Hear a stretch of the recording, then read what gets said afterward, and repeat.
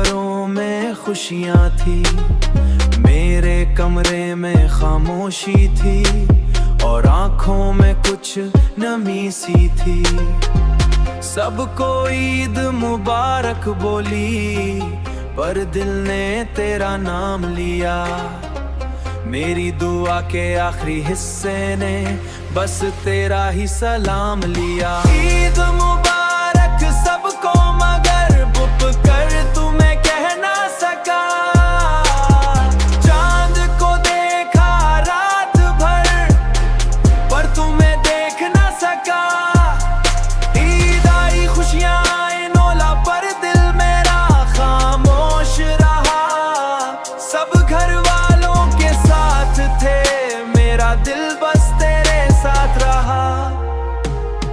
मीठी सी ईद की सुबह थी, मगर दिल में दर्द पुराना था। सब गले मिल रहे थे बाहर, अंदर तेरा ही अफसाना था।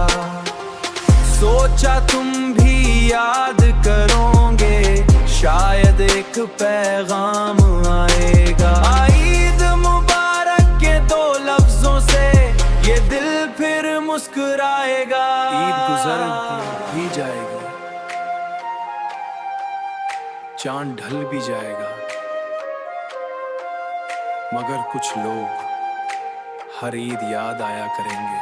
बखरसों नोए।